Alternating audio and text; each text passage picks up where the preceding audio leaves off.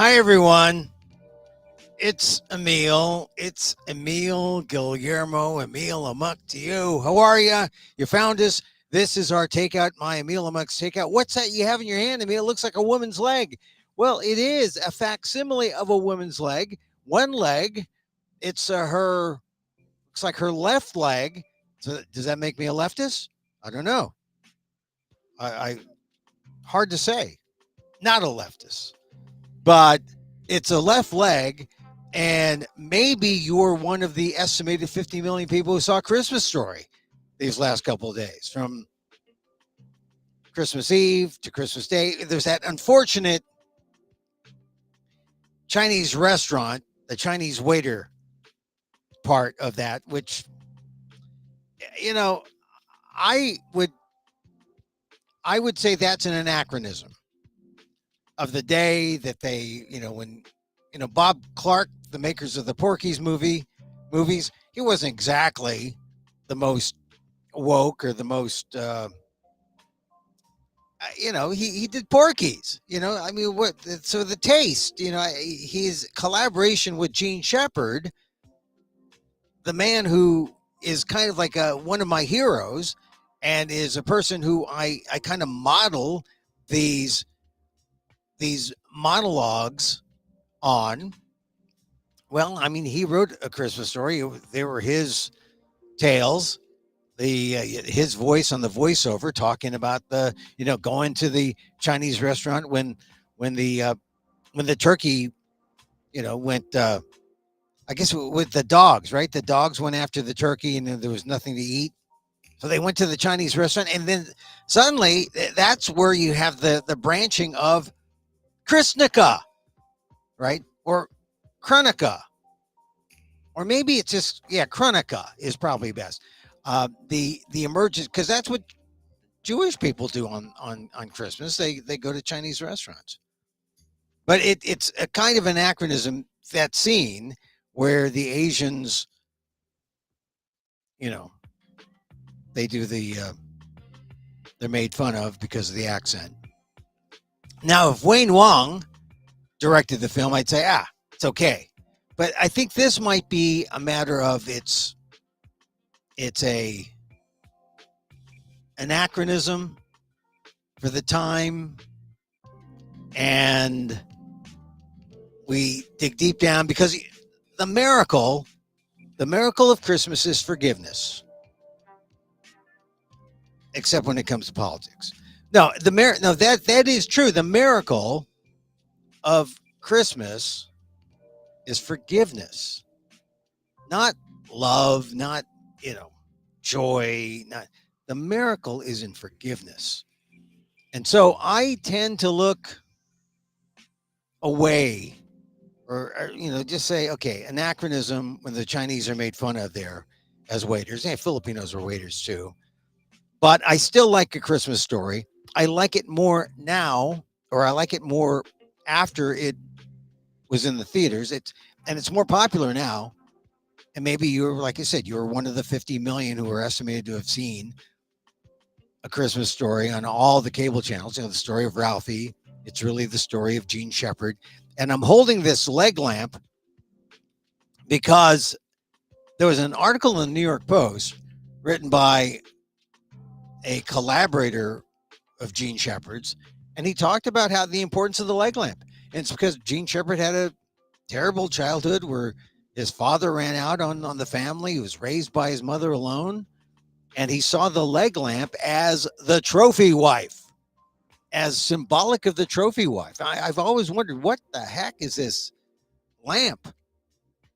And I don't have the full lamp version. I have the mini nightlight version, which is, one of the staples when you're shopping. You're shopping for things last minute and saying, what am I going to get the guy who has everything, or the person who has everything? Let's not make it a gender thing, because people of all genders like A Christmas Story. And so here's the leg lamp. And the Post story outlined that Gene Shepherd, the writer of Christmas Story, his father ran off with the secretary. He never saw him again. And it impacted his view of life, his view of relationships, marriage. And so he kind of satirizes the trophy wife with the leg lamp. Although the leg lamp was a real thing. The leg lamp is and look, what a leg. If you're a leg man, this is a nice leg, you know. I mean, if you're watching me now on YouTube, or I'll put it on patreon.com/Emil Amok. Join us, become a member. And the calf, oh, what a lovely, I just looking at this, I could light up this light. That's how much this is turning me on. It's a leg lamp from A Christmas Story. Anyway, we did not watch A Christmas Story this year. The family did not watch A Christmas Story. And the family is sort of, we're on our diasporic, sort of journeys through America, my Filipino American, my American Filipino family. But we had a Christmas, and I hope you had a great Christmas. I had a great Christmas because we reconstituted our American Filipino family, and we took in, and I wouldn't call them strays, but I would say people who wanted the feeling of family, people who wanted that Christmas feeling. And we had it. You don't need 10, 20, 30, 40 people coming in, converging on your home and lifting eggnog and doing whatever. Very modest type of thing. Christmas Eve, then a Christmas Day brunch, and it was wonderful. And they were friends of the family who happened to be on the outs personally with family because of their choices in life, and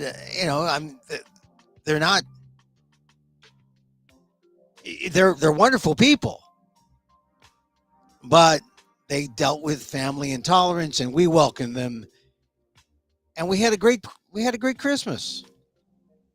We had a great Christmas. I did a show last year, and I'm sort of preparing a new version of my show, Emil Amok, wily Filipino, lost NPR host, wily Filipino vegan trans dad, reshuffling the deck, as it were, and concentrating more on the trans dad story. And,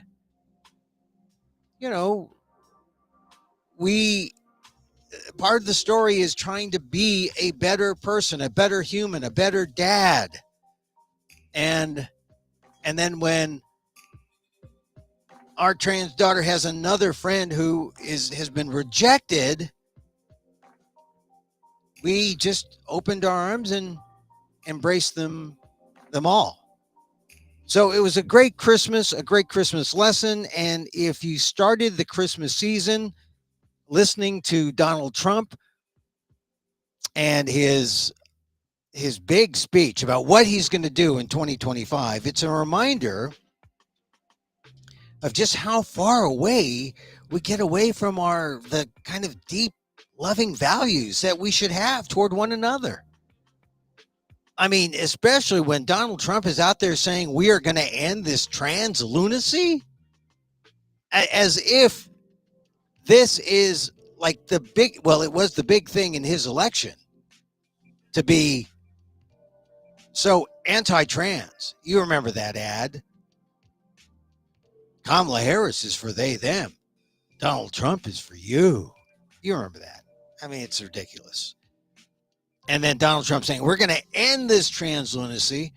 And really, the only thing that people can articulate, I mean, they try to say, to talk about trans, but Donald Trump sees it as there's only two genders. And we're gonna make it official. We're gonna have it as a matter of policy. I don't know how he'd do it except by executive order. Say, hey, here it is. There's only two genders, male and female. Well, yeah. Even if you're trans, there's only two genders, male and female. But there's no recognition of the trans male or the trans female, which is, I think, anti-Christian, hypocritical, hateful, bigoted, And, that's how many people started their Christmas weekend. Hearing if they're Donald Trump voters. And, here's the thing. Donald Trump voters, 49%. Kamala Harris voters, 48%. Others got like 1.7 or 1 point something percent. It's not a majority. It's a plurality. And the message to people who are feeling kind of crestfallen after the November election is don't feel bad because this guy, Donald Trump, got reelected on like less than 2%, 2 percentage points. There's a strong plurality, or not plurality, the plurality won, but there's at least 48% of the people voted against Donald Trump. They don't want to see him in charge, and they don't want to see him running over the Constitution, running over all those people who voted against him. They want to work with him. What does that look like? And will he allow it to happen? So we got our work cut out for us in January. I mean, no one's saying that Donald Trump rigged the election and he won, or he really lost. We're going to have the peaceful transition of power. It's kind of sad. But because if the shoe were on the other foot, Donald Trump did not give that kind of courtesy to the Democrats when he lost, but that's because he's a sore loser. And he's a rather graceless winner. So that's what we have going for us. We had to be above it all this Christmas.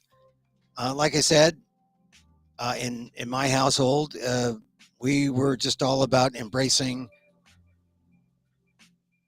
those who had really not a whole lot of places to go. Oh, they had other places, but we wanted to bring the joy into their lives, and we did. It was a great moment. We had vegan food. We had wonderful vegan food. And I'm telling you, there's this enzyme they're using in fake cheese now to make fake cheese even better. But the problem is it makes fake cheese nearly the price of like a sirloin steak. It's like, what? There's like $18 to get that cheese sent in from, there's a place called Rebel Cheese in Austin, Texas. Great place. I've been there, visited the store, and they actually went on Shark Tank and got money. So they're going to spread all over. They're going to go all over. But I know that Miyoko's is a great cheese, but I'm telling you, Rebel Cheese. Now, there's other cheeses out there, less bougie fake cheese out there that will help you stay vegan if you love cheese. But we had some of that. We had vegan fettuccine on Christmas Eve, and then Christmas dinner we had the wonderful. I don't know if you remember the real McCoys. Kate McCoy would ring that uncle, or who would ring it? Would it be Grandpa? He would ring the triangle, signaling that it's time to eat, and everyone would come to eat. But on Christmas or on Sunday dinner, Kate McCoy, the real McCoys, she always made chicken and dumplings. Now, Filipino kid like me, where do I get chicken and dumplings? I mean, from the West Coast, Filipino, chicken and dumpling. Is there ubi in it? I don't know. So that's a product of the Filipino Midwest marriage connection.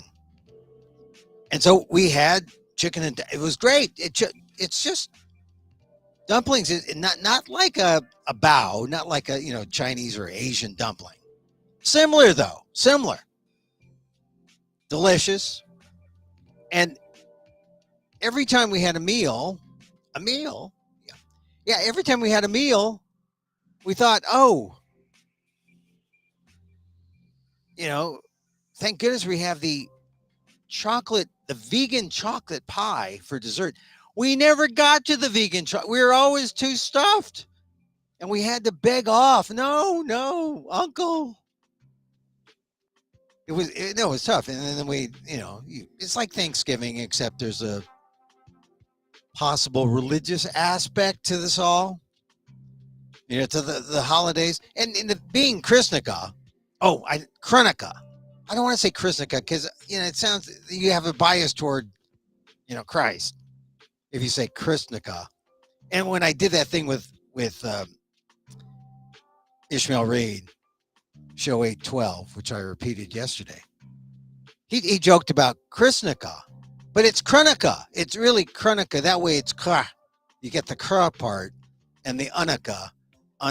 They get 3 syllables and you get the kra. The Chrunnakah. And they get the unaka. All right, so, you're showing a little bias toward the Jews somewhat, but, word-wise, I think it works better than Chrunnakah. Chrunnakah, although Donald Trump would say, oh, you're killing Christ. No, I'm not a Christ killer. Maybe we have to go to Chrunnakah just to appease Donald Trump.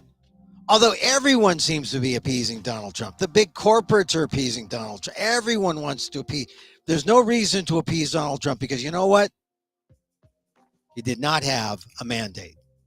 He did not have a mandate. And thank goodness that during all the news repeats, and I was watching my old college John Lawrence O'Donnell talk about it on Christmas Eve, talking about how Donald Trump did not win a majority. He won a plurality. And isn't it funny that in 1989, when people were looking at the demographics, people were thinking, oh, we're going to see the minorities become the majority. And that was the case, right? Because the minorities were more than 51, were really a majority, more than 51%. And then it hasn't quite happened yet. They're predicting it could happen 2035 or 2040. But when it does happen, but right now, until that happens, there's a plurality of people of color over whites. But we were always, back in 89, when we were looking into the future, we were always thinking in terms of ethnicity and race, never really quite thinking about class, and we weren't thinking about the political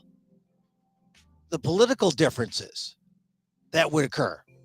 We just assumed that there would be the people of color going with what we knew as the Democratic Party, which was not the correct assumption this time around. And that's where we find ourselves. We find ourselves with people of color who've voted with their pocketbooks, voted with this idea that, oh, Trump can fix this. He's the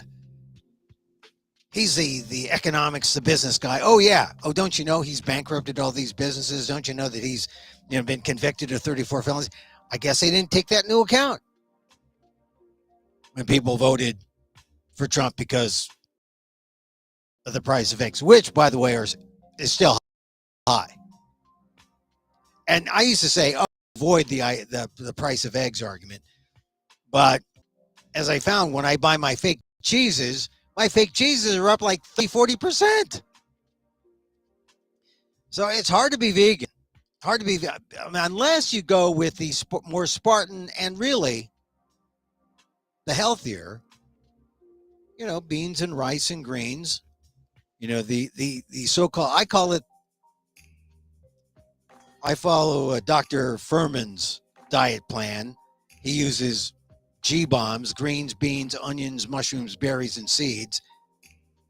That's how you control your diet so that you're at a good weight, you're at a good health, and you can fight off disease, diabetes, heart disease. And there was something on TV the other day. Someone mentioned it to me. A study that talked about Dean Ornish's diet as making inroads to helping people ward off.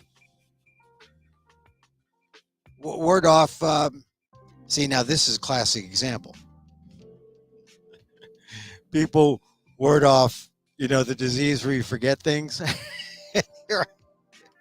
here I am, Alzheimer's. Oh yeah. Oh, I guess it's not working because I forgot. But the key is if you use a vegan diet that's low in fat, low fat, no fat. And it's found to reverse early onset Alzheimer's. All right, check that out. All right, so we had a good Christmas, and did you get good gifts? I did not win $1 billion, but the lottery tickets for Mega Millions available for Friday's drawing, tomorrow's drawing. I know you're saying, Emil, you gamble. I'm Filipino, of course I gamble, but I take risks like that. It's not a gamble when you know you're going to lose. It's more like, hey, I want some hope. Here's $2 and give me some hope for however long I have a ticket. Because, $2 of hope that lasts for like 5, 6, 7 hours until the drawing or until you find out what the winning numbers are. You're looking at that ticket and you're saying, this is my hope. This is great. I've got a chance. I've got it here. And meanwhile, I got to get to work and do all those things I promised to do for myself because this isn't going to do it. And then, of course, it doesn't do it. Self-fulfilling prophecy. But, you got a little charge for a few hours. 1.2 billion, they're saying, by Friday. I mean, it's fun. They say the money goes to a good cause. Sometimes it does. Who knows? It goes into the government. Education, they say. But I'm willing to play because if it hits, it's good. And then I can go on that show where the guy, with the tattoos on the one of the home channels, he helps me find a house. We watch. That's another lottery ticket show. I mean, those kind of shows are about people dreaming about home ownership, and you combine that with lottery ticket. What a show, right? It's like watching diners, drive-ins, and dives if you love to eat, but you don't want to eat because that would be bad for your waistline or bad for your health. I watch it. If I feel like eating meat, I'll watch diners, drive-ins, and dives. And I'll take it in visually. And I'll say, oh, yeah, I don't have to eat it there. I had it. I had that taste. Or better yet, if you're really into video porn, video food porn, barbecue pitmasters. That's my guilty pleasure. Barbecue pitmasters, Emil. You're confessing to that? Yes, I'm sorry. Sometimes just looking at a brisket is enough for me. Just looking at it. That's all I have to do. I don't have to eat it. Just like holding up the leg lamp is good enough for me. But man, can you marvel at that leg? That's a nice shape. A nice leg. And she's got the frills there, the lamp. I'm telling you, once I saw that Gene Shepherd story explaining the leg lamps, actual leg lamps that they sold. Not that this was the prototype. This is the thing they used in the movie. But there was a company that sold leg lamps, and to Gene Shepherd's mind, this was the ideal. This was the trophy wife, sort of the one-legged trophy wife, but a trophy wife. And look, notice heels, but sensible heels. See, there's a heel, but it's a sensible heel. Not like like today you see women wearing 5-inch heels, for goodness sakes. 5 inches. Anyway, so all right, so we got good gifts. Oh, I got a great gift. There's a writer. He writes for the Washington Post. His name, they didn't buy an ad for this, but I really love this book. David Vondrell is writes op-eds. He's won a Pulitzer, writes for the Post. I didn't know he wrote for the Post from Missouri. He lives in Kansas City. But he wrote this book called The Book of Charlie and talks about the eternal verities. Talks to a 109-year-old man who tells him all the things that he should tell his kids about what's important in life. And it's a nice read. Puts it in perspective. What I found interesting about the book, it puts change in perspective. This idea that, wow, if you look at where we are in the timeline of history, what we did 10 years ago and what we don't do today, what we did 20 years ago. I was talking to someone who has an AOL account, and I said, oh, man, AOL, America Online. Yeah, that was like 94. We didn't think we had an internet. We had AOL. We didn't have an internet. And before that, when I was working in Congress as a staffer, man, they were trying, right? That was in the day when Al Gore invented the internet. That was like 91. So that was 3 years, 91 to 94, were AOL. And people with AOL accounts are like, they're marked. It's like, that's why I dropped my AOL account. I kept my CompuServe account for as long as I could. CompuServe. Oh, wow. That's where the dinosaurs communicated with each other. That's right. CompuServe. Anyway, where were we? So it's just interesting to see how things have changed. And when you find someone, this David Vondrell book is about talking to someone who's 109. What did he see from the beginning of his life, to now? What was he able to experience? It's like the changes in America. Like it's amazing. And now the changes are happening faster and more quickly. And we have driving cars now, right? Self-driving cars, and we have talking robots, and that's just the edge of what's going to happen, say, in another 5 to 10 years, right? I mean, how many people remember just looking at their phones? And you might have an Apple 14, 15, 16. At what point will that be? And that's the latest and greatest, but at what point will that be out of date because Apple finally come out with their AI stuff? And if you have an Apple right now, the Apple 16 is the top of the line. But if you have an Apple 10, Apple X, can't even find a case for an Apple X now online. I mean, maybe on eBay, and that's how quickly things are changing. And Apple, by the way, oh my God, they're becoming a multi-trillion-dollar company now. Close, one of the first before NVIDIA. So, boy, I can kick myself for that. I remember working at KRON in San Francisco, and 84 was the year when they had that ad. There was this ad of a runner, and she had an anvil. She had some kind of hammer. She had a hammer, like a.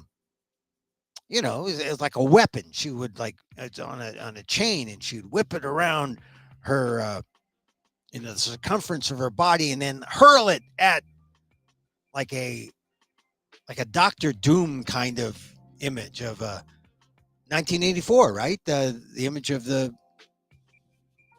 autocrats, the doomsday, mechanical leader. It exemplified freedom, the Apple computer.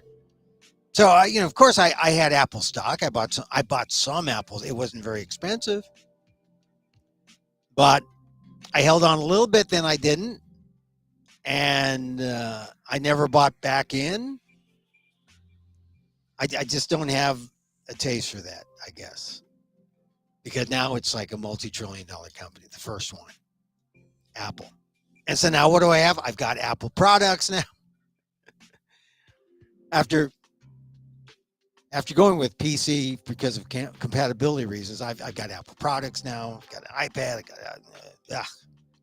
I've contributed, and yet, even with my consumerism, Apple's still struggling.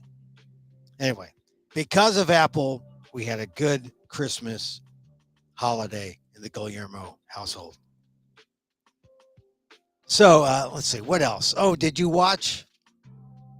Are you sports fans? If you were, what they want, the NFL wants to conquer Christmas Day, or wants to wrest it away from the NFL, or from the NBA, but they can't because, well, not with the games that they had scheduled. Kansas City won, blowout.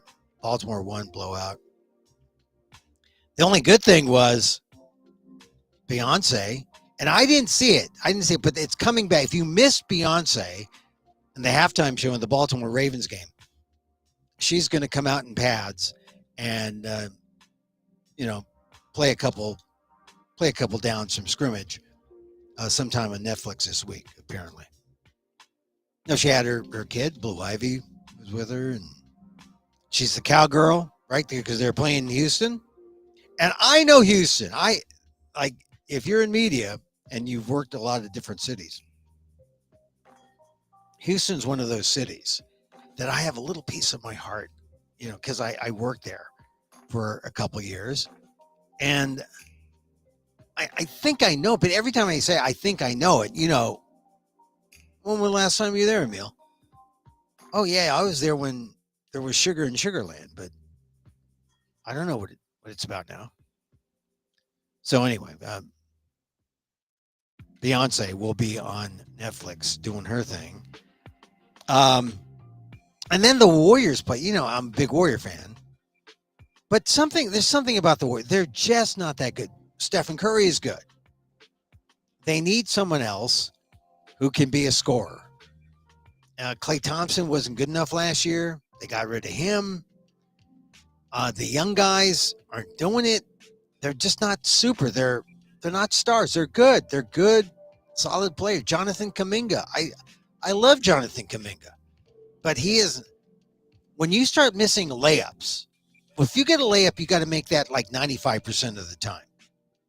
But they're missing layups. He's the layup guy. He drives, he lays up, but when he gets close, he gets bothered by the defenders and he misses. He misses the layup. They're not high percentage shots enough, I guess. Meanwhile, they live and die by the three, which is a low percentage shot, but they happen to hit, 40, 45% of them. Probably more like 39, 45%. And that's how they win. But if you only hit 39 to 45% of them, that means you miss at least 45, 50% of them. And you lose if those are the only shots that you're relying on. So you got to hit those layups. And Jonathan Kuminga, as muscular and as athletic as he can be, misses a lot of those guys. Wiggins, the same thing. So I think I've heard scuttlebutt that maybe they're going to move Andrew Wiggins and Kuminga. It wouldn't be the worst. Trading them away for, say, someone like a Jimmy Butler, who's a bona fide star, wouldn't be bad. Butler plays in Miami, but he's prone to injury. It's tough. At some point you say, look, the Warriors have won. They don't need to win again. I'd like to see them win again. But it was a great game anyway, the Warriors and Lakers, because Stephen Curry showed how great he was. Just wasn't great enough. Couldn't win it. He made 2 clutch baskets to tie the game, and then the Lakers made an easy layup to win. So, sports, when things aren't going quite as well, you look to these diversions like sports. And then when that doesn't happen, then you say, time out, meditate, all this outside stuff, shut it out, breathe, stay within, breathe, do nothing, calm down, recenter. So, some news things that caught my eye today. I mentioned that in Christmas, the real miracle of Christmas, or the real miracle in life, is forgiveness. And I got that notion from reading A Course in Miracles, which was written by two psychologists from, I believe, Columbia University decades ago. But it's become a kind of standard for people who want to talk spirituality and that mixture of spirituality and Buddhism and some Christianity, even some Judaism. The people who wrote it were Jews. But the leading teacher of this book, A Course in Miracles, has been Marianne Williamson. And Marianne Williamson, the latest news is she ran for president, couldn't get noticed. I like Marianne Williamson a lot. And so when you call her a self-help author, are you putting her down, or what are you doing? I think it's more of a put down. But she is a self-help author. She's an author. She has twice run unsuccessfully for the Democratic presidential nomination. She complained because there was no open primary. If there were an open primary this last time, maybe Joe Biden wouldn't have been the choice. And then maybe Kamala Harris wouldn't have been the choice. And maybe there would have been a more orderly journey to a candidate that everyone wanted within the Democratic ticket. But the leading critic of the way things were was Marianne Williamson, and she couldn't get arrested, as the saying goes. Dean Phillips, who was in Congress, I mean, he's taken seriously. But Marianne, no. And I think that here's the news today. She's announcing the New York Times headline, Marianne Williamson announces long shot bid to lead the DNC, the Democratic National Committee.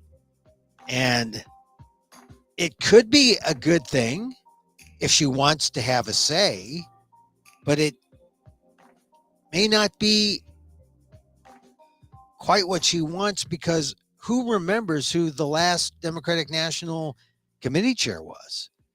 I mean, sometimes they're fairly prominent and you know who they are. I remember the name Ron Brown. He was a DNC chair, I think, during the time I was working as a staffer in Congress. But I didn't even know who the chair is now. And maybe this is the problem with Democratic politics, because in the wake of Harris and Walz, where's the Democrats? I mean, the Democrats are Joe Biden, and the stories about Joe Biden is how he's gracefully exiting, how he is trying to figure out how he wants to be remembered. And it's not altogether clear. But here's the New York Times story. Ms. Williamson, a one-time spiritual advisor to Oprah Winfrey, said in an open letter to the committee membership that the Democratic Party needed to understand the emotional force of President-elect Donald J. Trump's appeal and create the energy to counter it. Now, I don't see that as negative, but I know some people would roll their eyes and say, oh, man, where is this woman? In the same way they do this, they do the same thing to Jerry Brown. Oh, Governor Moonbeam. Remember, if you know Doonesbury, a cartoon strip, that was Jerry Brown's nickname, Governor Moonbeam. Well, so this is Lady Moonbeam. But she's not. She's legit. She's real. Marianne Williamson.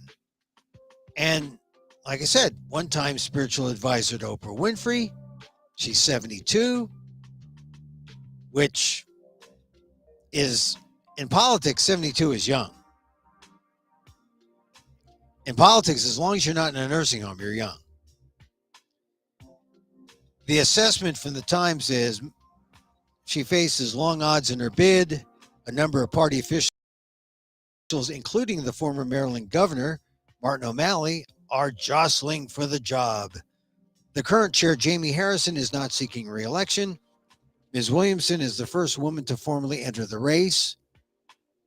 In an interview, she blamed an insider club mentality for the Democratic Party's disappointing performance in November when Republicans won control of the House and Congress.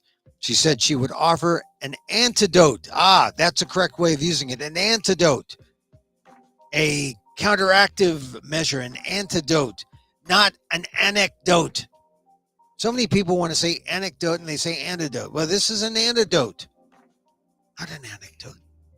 But maybe it's an antidote within an anecdote.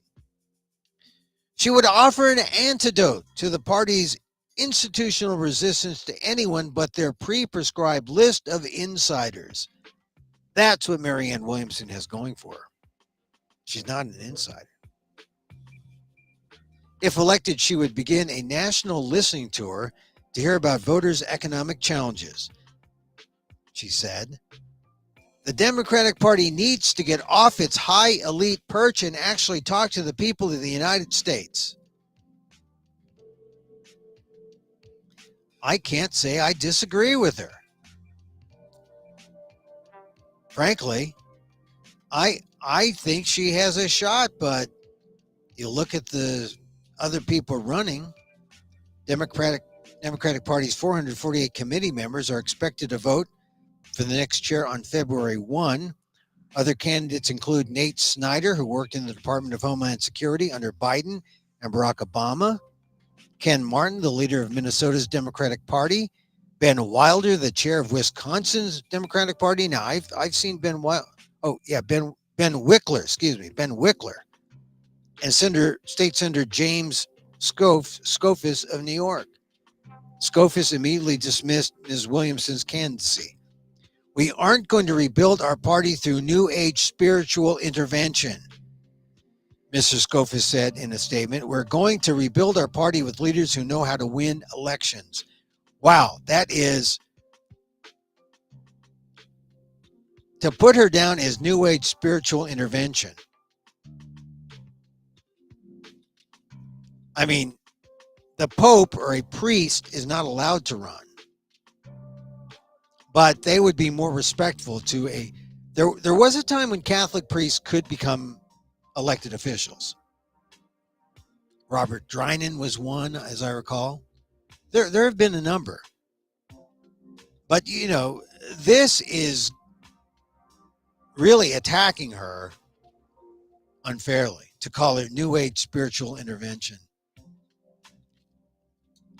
We need it. Maybe Skoufis could use some New Age spiritual intervention. If government was more attuned to people, listened to them through more empathetic means, maybe government would be more effective. Maybe people would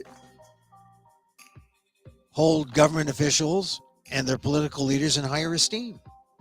Because right now, they're just seen as liars and unethical, to the max. I mean, you look at that ethics committee report of Matt Gaetz, and it was like, this is political leadership under Trump. Trump, the man convicted of 34 felonies, he gets elected president. Hey, what's Matt Gaetz's dalliance with paying prostitutes tens of thousands of dollars? Although it would be an issue, statutory rape, sex with a 17-year-old, but he wasn't charged. And given Donald Trump's record in terms of sexual impropriety, that civil lawsuit that pretty much held him liable for sexual assault, tantamount to rape. That's where we are right now in a Donald Trump world. Given that, I think I would not say no to new age spiritual intervention to help the Democrats. Democrats couldn't figure out how to win with really a made to order candidate. Kamala Harris, to me, sounded like you couldn't have a better person of color running for the presidency. Vice president, female, Asian, African American. She checked all the boxes and she couldn't win. She could not win. So why? Because something wasn't connecting with the American people. And once the Democrats find that, then maybe they lure back the people who were Democrats, but when crossed the line, low income, low educated voters, crossing the line to say, hey, I think Trump is better. I think Trump knows how I feel. There's going to be more of a trickle down. There won't, but they believe there's going to be more of a trickle down under Trump. When in the end, they look at all the things that Joe Biden did, and when things really kick in and you see how successful the Biden era was, when it starts showing up when Trump is president, and then Trump takes credit, watch out for that. Watch out for that. So I don't know if Marianne Williamson has a shot. It sounds like she's still uphill fighting the political establishment. But I hope she has a shot because,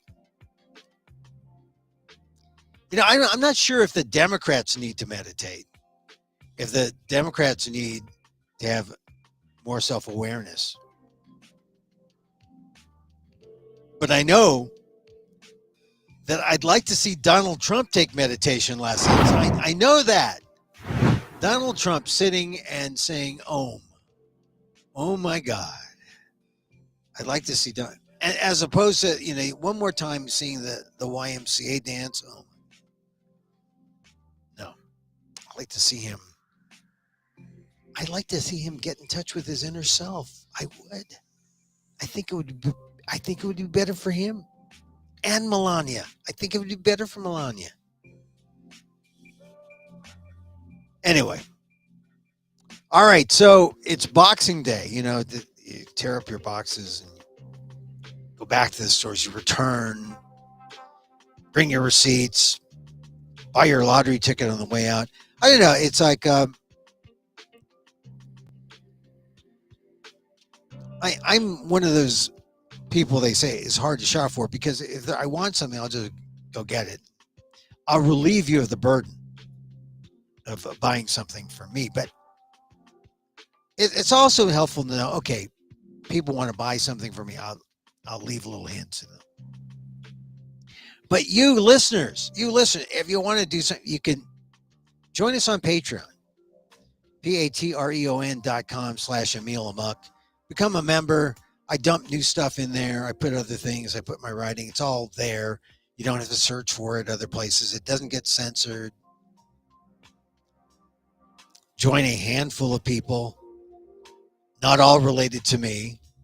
And you could talk to them about, so why is Emil talking about the leg lamp of A Christmas Story, day after Christmas? I'm telling you, that was great.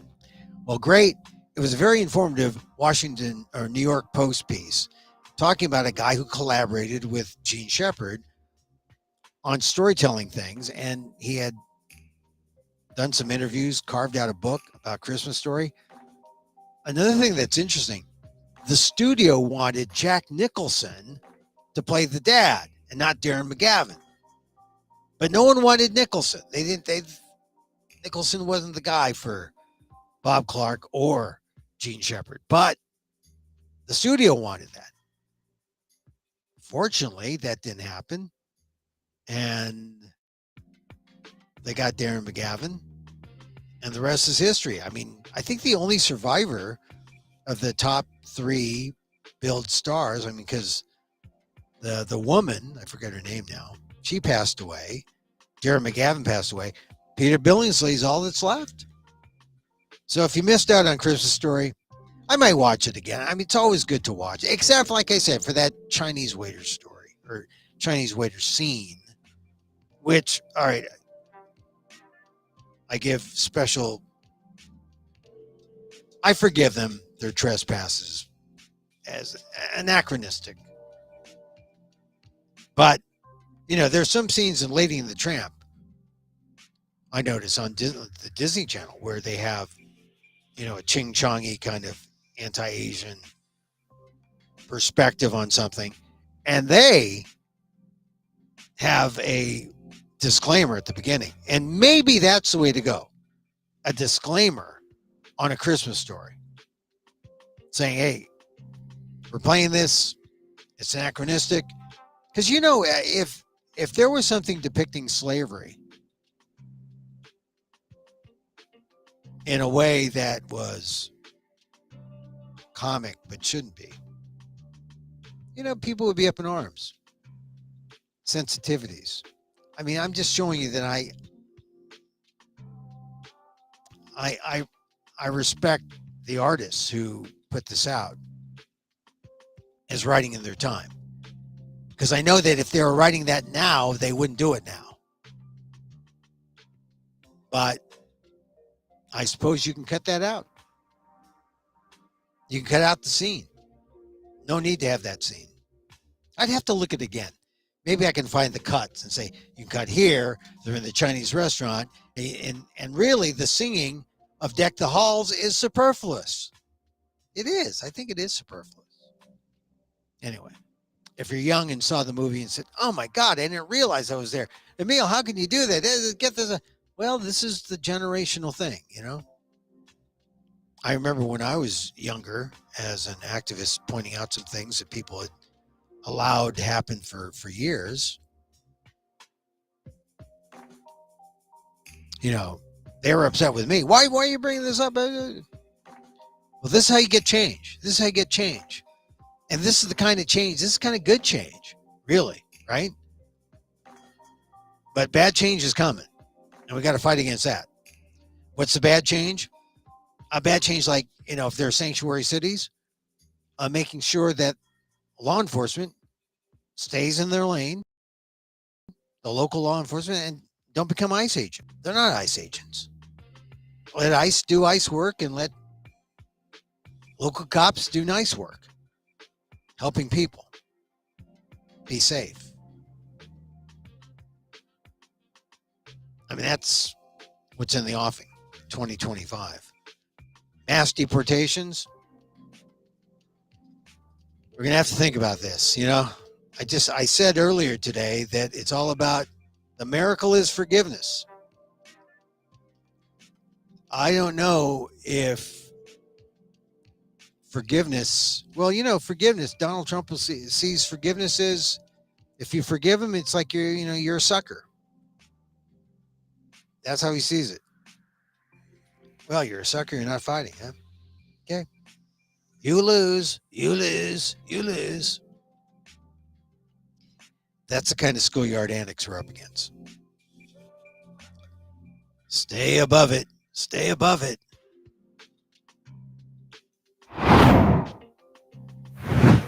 Okay, that's it for me today. Thanks for joining me.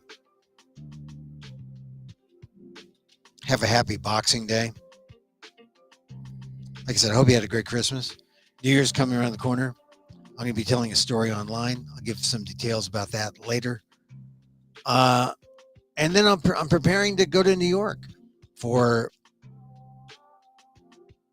the small role I have in a play called The Shine Challenge 2025. Should be fun. More on that in the future. Check out all our episodes. 812, Ishmael Reed. A nice talk with him. This is 813, Chrunnakah, post Chrunnakah. I like to close a show with the loving kindness meditation. Put out the love, it comes back twofold. And so, as I wish for me, I wish for you. May you be safe. May you be happy. May you be healthy. And may you live with ease. Thanks everyone for joining me. It didn't invite me, so here you can get this virtually. It's like, oh, Uncle Emil's here. He's you just turn him on. Just turn down the volume. Just let him. There he is. Till next time.